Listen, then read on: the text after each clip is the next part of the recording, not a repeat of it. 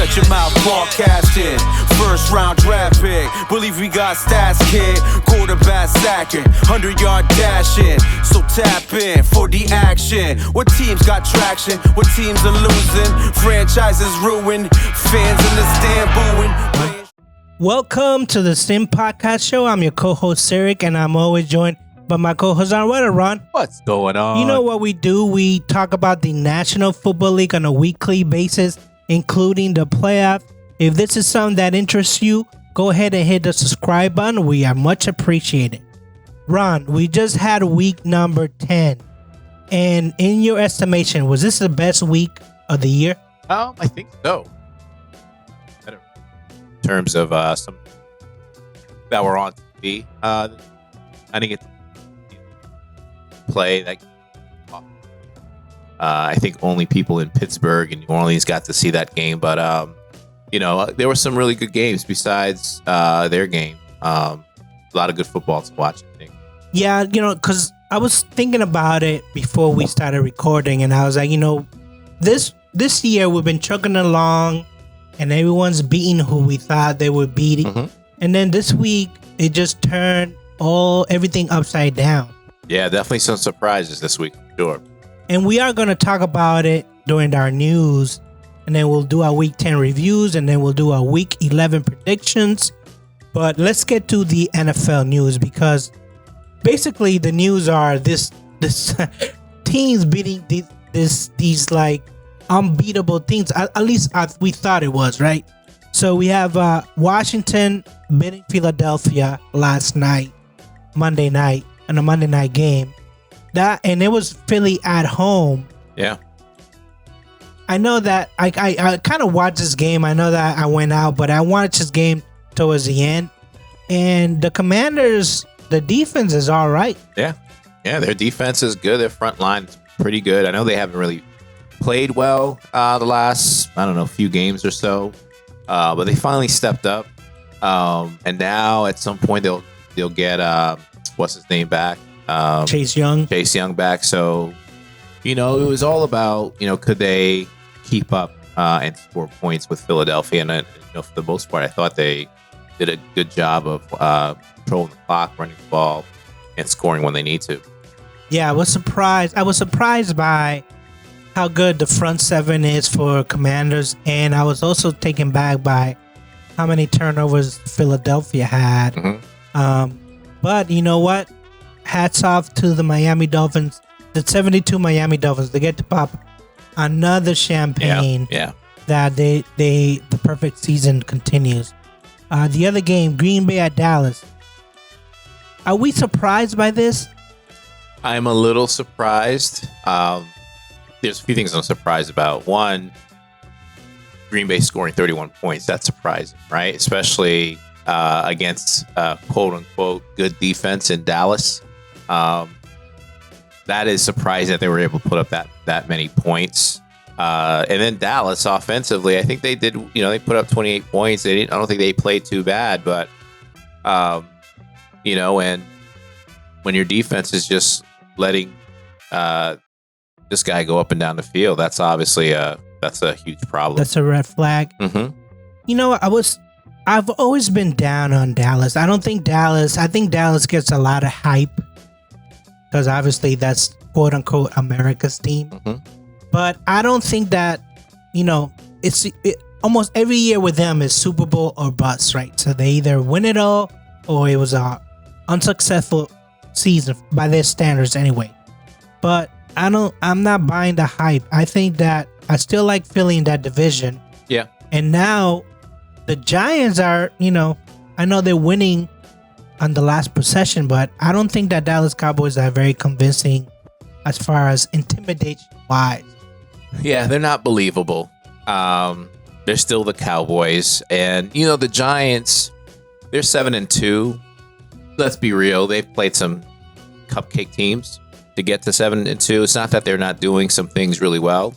Daniel Jones is playing pretty good. Obviously, Barkley's having a really good season as well. So they are doing some things good. But Philadelphia, I think, is they're the team that owns that division.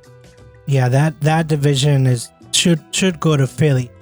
the other team that we were surprised and we were just talking shit about him was the Colts over the Raiders. We was like, this Saturday, it's a bad hire. I don't know why he came in, but they actually beat the Raiders. And up and down, the Raiders have a better roster. So what gives? Why? I don't think they know what's going on. And as far as their roster, I think it is pretty decent. Waller's out, so he hasn't played. But there's something going on with the Raiders team, and obviously the players now are starting to get frustrated and stuff. And, so I don't know what it is. Obviously, I don't think there's players. I think most players are playing hard and trying to win, but there's some obviously not giving 100%. It sounds like what Carr's saying. So, there's no reason they should be 2-7. They're too talented to only have 2 wins. So you don't think it's Josh McDaniels? No, I don't think it's him at all. Because the owner came out and said that he backs Josh McDaniel. He's not gonna fire him because they're not having a good season. But it feels like when you look at the Dallas Cowboys, and I said they're like Super Bowl or bust. The Raiders kind of did the same thing with getting Devontae Adams, right?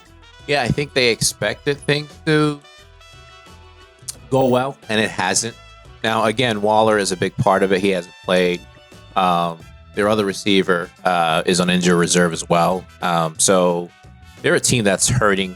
They're not at full strength either. So, it's just things just aren't going well. Sometimes you just have those seasons where it's like, what can you do? But hopefully next year they can rebound and get back to being Raiders. Yeah, I really do wish that Josh McDaniel is gonna turn this team around.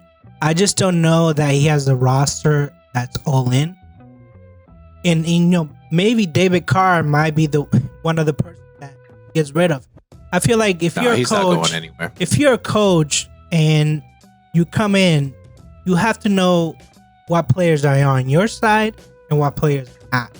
And I feel like he's going through that process. Fortunately, it is the Raiders. So it's not a small market team that you can just say, oh no, we're going to be lousy for the next year or two before we actually start winning. It is the Raiders. Yeah, but it's not going to be Carr going anywhere. I think you saw him from his press conference. You saw how emotional he got because he is busting his ass out there. They're just not getting the results they want. And I think the injuries is a big part of it too, right? Not being at full strength the entire season for the most part. That's not good. You may have a good running back, obviously have your number one receiver, but you need Hunter Renfrow to be healthy and playing. He's not. You needed Waller to play, and he hasn't played. So those are some big pieces that you're missing, and I think they're just trying to figure out, how to win games without those guys, and they have been able to do it. Well, the offense is playing pretty well. So you think that the defense is not playing well? I think it's a combination of both because there's been games they've only put up like 3 points too, I think. So, it's kind of like how I look at the Steelers the same way. It takes a team effort sometimes. If you're not doing the right things on all phases of the game, you're going to lose. No matter if the defense has a really good game, if you don't have things going offensively, you're going to lose. If your special teams not doing what they're supposed to, you're going to lose. So I think all these teams in the NFL are just too close with each other that every week takes your best effort to win. And if you don't, ask Buffalo this. If you don't put your best effort out there, you're going to lose. Well, that's the next game on the docket that we were saying that might be the game of the year is the Minnesota against Buffalo. So who were you rooting for? Because this was your upset special, right? Yeah. So you wanted the Vikings to win. I wanted the Vikings to win to make the Bills fall on the division. And there was so many. Are you in the Kirk Cousins bandwagon now? I've always liked Kirk Cousins. I think he gets, even when he was at Washington. Yeah, I thought he's a good quarterback. I think, is he a top 5 quarterback? Maybe not, but I think he's a damn good quarterback, and I think he, for whatever reason, takes, when the team doesn't perform well, I feel like he always gets thrown under the bus, for whatever. And, I don't think it's, now I do think that in terms of his talent, is starting to decline at this point of his career, but I think he's been a really good quarterback. I wouldn't mind him on the Steelers, I'll tell you that. I would love to have Kirk Cousins. Oh, you would over Mitch and Kenny? Yeah. Well, over Mitch, for sure. Kenny's young. But over Mitch, heck yeah. I think we'd be sitting at it. We wouldn't be sitting at 3-6 we had Kirk Cousins on our team. Well, I think that Kirk Cousins is one addition to that formula. Then you have Jefferson, then you have Cook, and then you have that tight end they got from Detroit. Hawkinson, yep. Hawkinson. I think this team is loaded. And, what can you say about Buffalo? Are they still your favorite team to go all the way? Yeah, 1 loss, 2 losses, 3 losses. So they're looking up at Miami right now. But I think at the end of the day, they got the best player in the league, in my opinion, and that's Josh Allen. And I'm not going to go away from Buffalo when it gets to December and January time, playoff time. He is just too talented of a player to stop. We've seen it before, what he can do in the fourth quarter. And I know he's been struggling the last couple games with interceptions, but he's going to correct it. And, I think the defense will start to play a little bit better, too. They need to take some pressure off of Josh Allen. They need to start running the ball. They refuse to run the ball. But I think Buffalo will ride the ship. I still got them as my Super Bowl team. I don't. Well, this game this week, the Browns, it's going to be a monumental game for them because if they lose, I think that they fall all the way down to last place, which either the Packers. So this is the thing about the Buffalo, and I didn't like them because I still going to choose the Chiefs over Buffalo because Buffalo doesn't run the ball, and Buffalo sometimes can get careless with the ball, aka a lot of turnovers where you don't expect them to do. So I don't know, I think our friend Steve mentioned this when we did the podcast way at the beginning of the year, that they do lose games that they shouldn't lose. And I felt like this was a home game that they should have won. Granted, it was Minnesota Vikings, but still, this is a game that you win. Even if it's a close game like this was, they went into overtime, you should still pull that game off. And I just think that a one-man wrecking machine that Josh Allen not going to do it. Yeah, they are a one-man wrecking machine. Yeah. And they are capable of losing. They have lost these type of games before. Just think back to last season against the Patriots. They passed times or whatever it was. They have these type of games. And this week against Cleveland, I don't know if that's going to be on my upset special. Probably won't be. But that's facing Cleveland in the snow when you have Chubb. That could be a long game. I could see them losing, is what I'm trying to say. So, but even if they do lose at 6-4, I'm not abandoning ship. I've seen them lose last year, still make the playoffs. So I think they're going to get stuff together when it comes to December and January. That's when it's important. The heck with November. Who cares? Okay, well, the Miami and the Jets and the Pats care. Let them Okay. let them win all the way out. They're gonna keep winning. Get to the playoffs and then face an angry Buffalo team or hot Buffalo team. Let's see what happens. Okay, well, we'll see what happens. Let's look at Week 10 because we both picked against the Steelers, and they actually won that game. Ron, this game was not in the market that we're in, but you got TJ Watt back. What happened? What happened in this game? From what I can tell, Andy Dalton, what happened? He turned the ball over a couple times, got sacked a couple times. TJ Watt made a huge impact with not necessarily getting sacks, but getting a lot of pressure, making some tackles in the backfield and stuff like that. Their defense played well. The secondary played really good, even without Mika having the emergency surgery or whatever, and missing the game. they're starting to get healthy on their defense, and I think the defense is going to carry them. Now, offensively, I thought Najee and the running game looked really good. Warren looked good. Kenny looked okay. I think he's still missing a lot of throws, not going through his reads.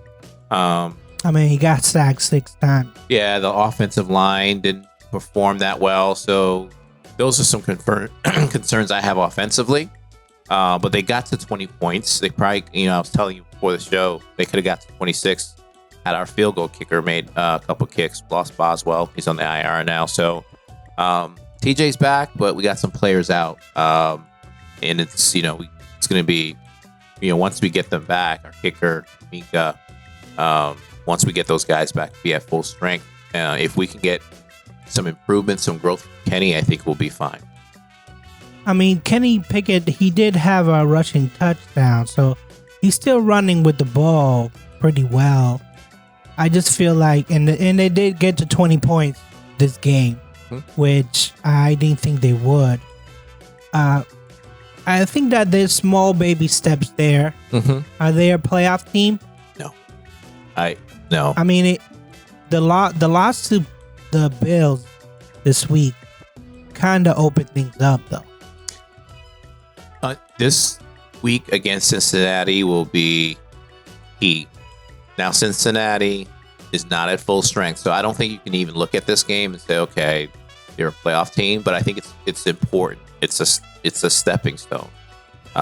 Cincinnati will be without Jamar Chase most likely, but if we can win this week, get to that'll get us to 4 wins. Then we'll be in much better shape, and then we can start having conversations about what the next few weeks look like, and if we're to win those games, making being in playoff potential, stuff like that. I'm not there yet. I mean, right now with 5 wins, the Patriots are in the playoffs, and they only have 5 wins, and Pittsburgh has 3 wins, so it doesn't take much this season. No, it doesn't take much, at least not in the AFC. I feel like it's wide open. You can even say that with the NFC too.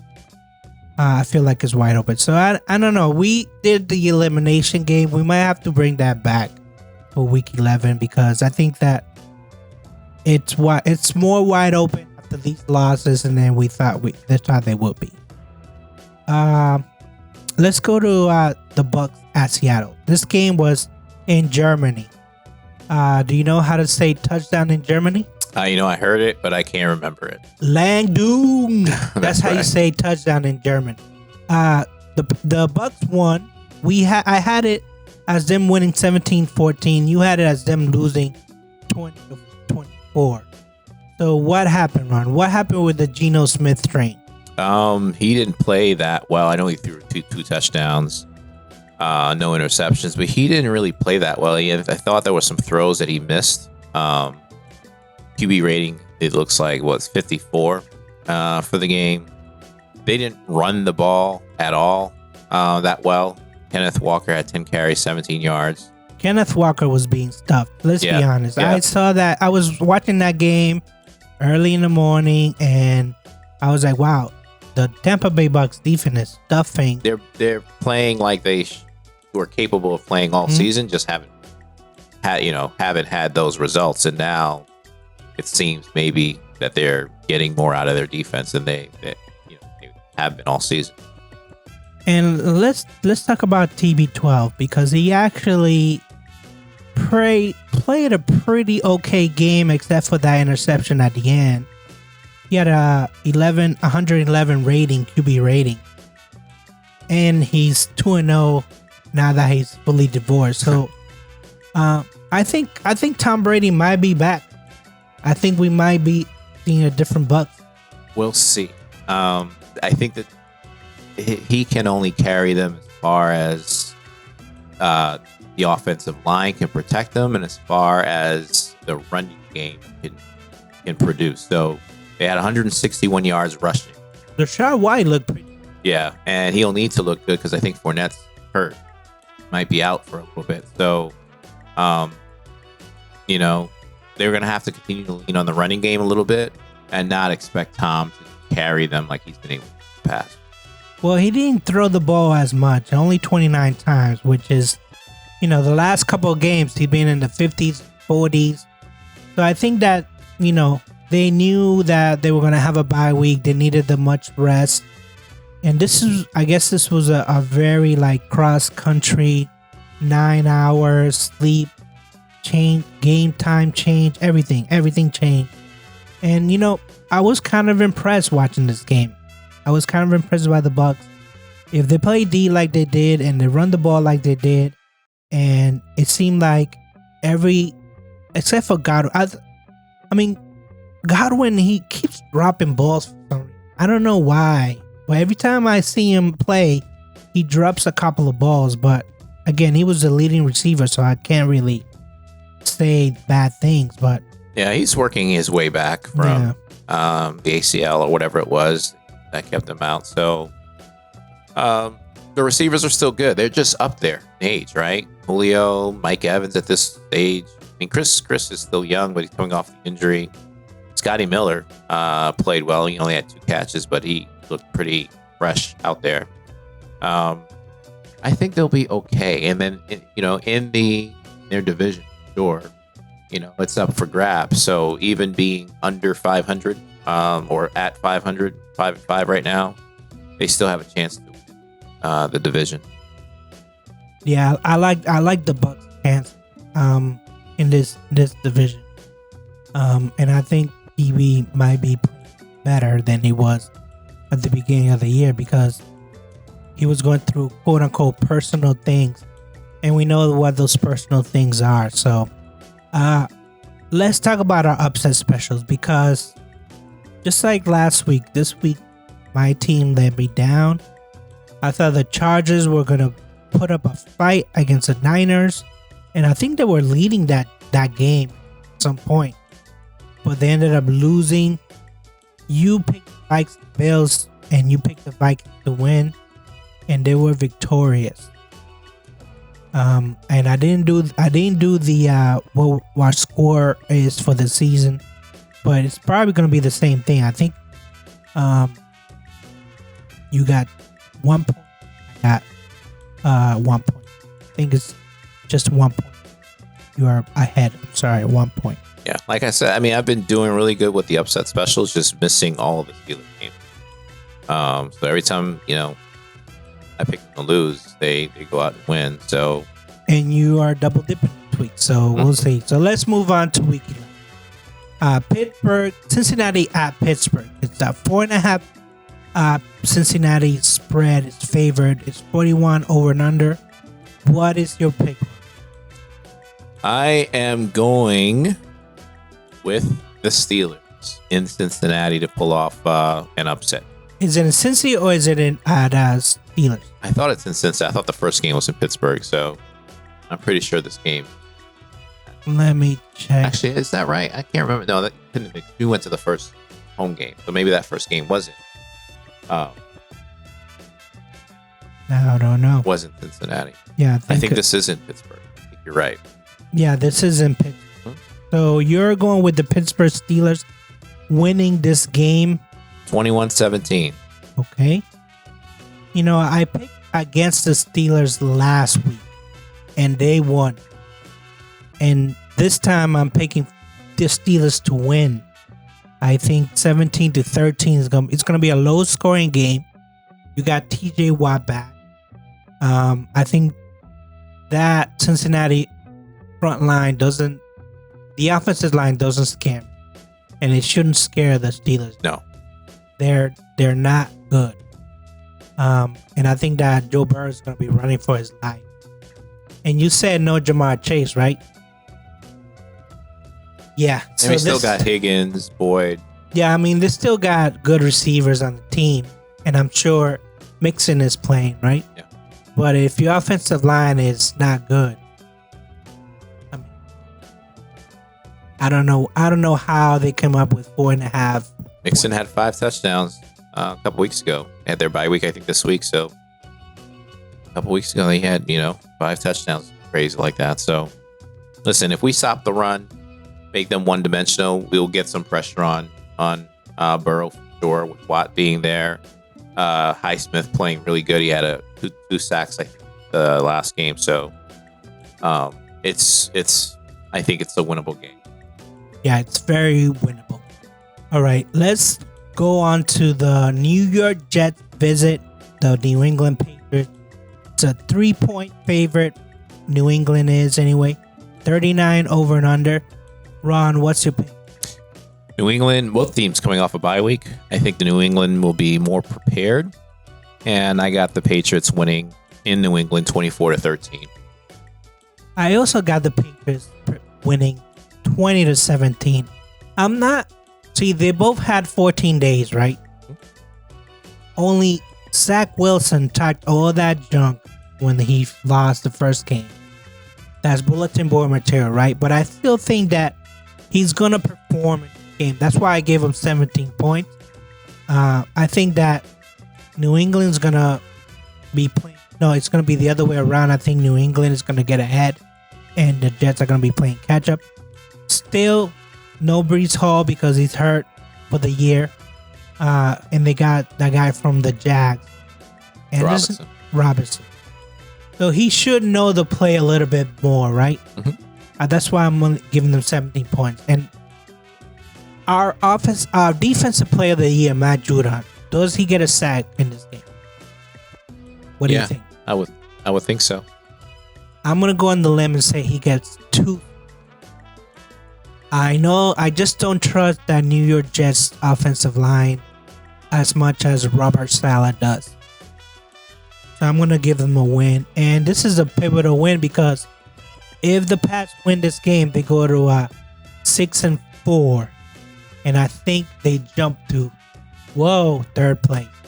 If Buffalo loses. Jets will lose, so they'll be at 6-4 too. So yeah, you're right. Yep. Looking at the let's see, division right now, Jets are at 2-1. But Patriots win, they'll be 2-1. Jets will be. So yeah, I think you guys will jump them into third place. Which is, any win during this year, we'll take it. Because I feel like, this offense is struggling. Matt Jones is struggling. The only bright spot is Stevenson. And unfortunately, you can't use him every down. So Harris is going to have to step up for this game. All right, so let's go on to the upset special for week 11. Ron, what's your upset special? Well, I'm double dipping, so I'm going to use the Steelers as my upset special. Again, that's 21-17, Steelers winning. And I'm not going to put this out on here, but write this down somewhere. The Browns are going to pull off an upset. Buffalo in the snow. Chubb is going to run for 220 yards. And the Browns are going to pull off an upset. So you started the show by laying out the grounds how you think Buffalo Bills are your team to go to the Super Bowl. Yes. Yet you think that they're going to lose back-to-back games. Yeah. Okay. And why not? Yeah. I mean, if any other team, it's the Browns, can do it. Unfortunately, they're being head coached by an idiot. Yes, that's true. That's true, but listen. Who refuses to run the ball when he has two studs in the backfield. The mood in Cleveland right now, and I don't know, but I would imagine it's pretty exciting, right? You got Sean back, able to practice now. You got Chubb that's running well. The division's really still up for grabs. This is an important game for them. And this is a snow game, in Buffalo. I think they'll pull off an upset. I don't know why. It's just a gut feeling I have. Just like the Vikings. That was a gut. Well, I was going to go with your gut feeling. But then I realized, the Arizona-San Francisco game, even though it's a huge spread, 8 points, but this game is being played in Mexico. That was a bad person. Sorry. If you're Mexican, I'm sorry. I think Arizona can pull this because, like we talked about, this is kind of like, a neutral site, and I feel like maybe Mexico has more Arizona fans than they do San Francisco. I don't know.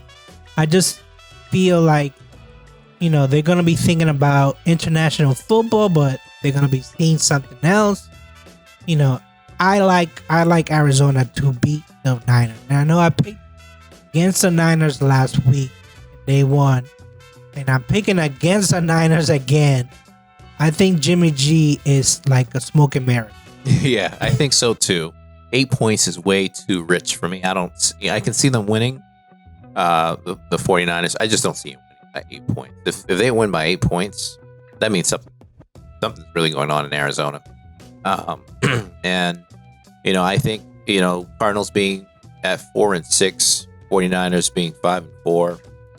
I think these teams are much closer. Yeah, the 49ers have a better defense, but I think Kyler Murray and Hopkins, they'll get it going. Yeah, I think so too. I think the offense is gonna be a lot better. And JJ Watt, I know he's taking it to Twitter to complain about the Reds, but I think he has a chip on his shoulder. I don't know if he's gonna spark the other teammates, but I like Arizona to win this game and at least make that division more competitive. Because, you got the Seahawks on top, you got the 49ers lurking, but then if Arizona get in the mix, then we can talk about, that the West division being a little bit competitive. Yeah, so, the Bucks on bye week for week 11, so we are going to skip them. Is there anything else that you want to add other than the Browns beating the Bills? No, that's really it. I think it's going to be another exciting week. I'm going to get to watch play. They got bumped out of Sunday night down to 4 o'clock game, I believe, 4:30 game. So I'll get to watch them play. This is a 4:30 start? Yeah, so okay. it was their night game. They got bumped out of that. So the 4:30 start, I'll be right in front of the TV watching. Yeah, this Pats game is 1 o'clock. But then I didn't mention this to the listeners and the viewers, but my brother made a Super Bowl. Oh yeah? Yeah. Wow. It is Pee Wee League, but he's playing the Super Bowl this Sunday. So he's gonna be away from the TV, not watching the Pats, but he's happy. Yeah. Because congrats, man. Yeah, he's and his son is on the team, and I guess he's doing well. He plays linebacker again, the Pee Wee League. Let's not get ahead of us. But congrats to him. Anyways, do you have anything else you want to add? Nah, man, that's it. All right. Well, in that case, I say peace. Peace out. Hey guys, thanks again for watching. Don't forget to like and subscribe. Any questions or comments, feel free to hit us up on Shut Your Mouth Podcast at gmail.com. That's ShutYMPodcast at gmail.com. You can also hit us on Twitter or on Instagram at SYM Podcast. Thanks again.